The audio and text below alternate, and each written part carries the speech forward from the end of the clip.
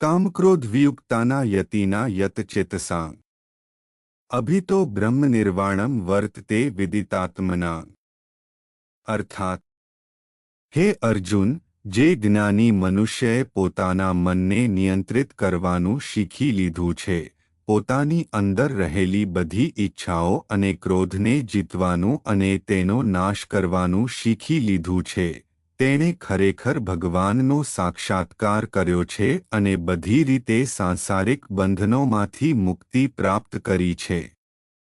સ્પર્શાન્કૃત્વા બહિર્બાહ્યાશ્વક્ષુષ્વૈવાંતરે ભ્રુવો પ્રણાપાનો સમો કૃત્વા નાસાભ્યંતરચારેણ યતેન્દ્રિયમનો બુદ્ધિર્મુનિર્મોક્ષપ્રાયણ વિગતેચ્છાભ્ય ક્રોધો યહ સદા મુક્ત એવ સ.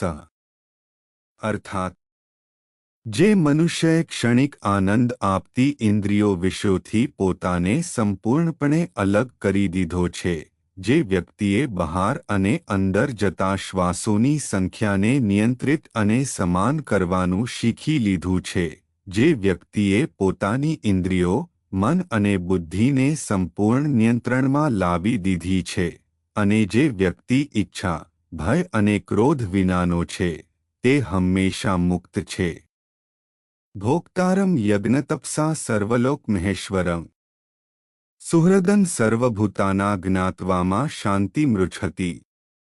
અર્થાત, હે અર્જુન, જે મને યજ્ઞોનો અને આંતરિક શુદ્ધતાનો ભોક્તા માને છે અને જે મને સમર્પિત છે, જે સર્વલોકનો દેવ છે અને સર્વ જીવોનો શુભેચ્છક છે, તે સાચી શાશ્વત શાંતિ પ્રાપ્ત કરે છે.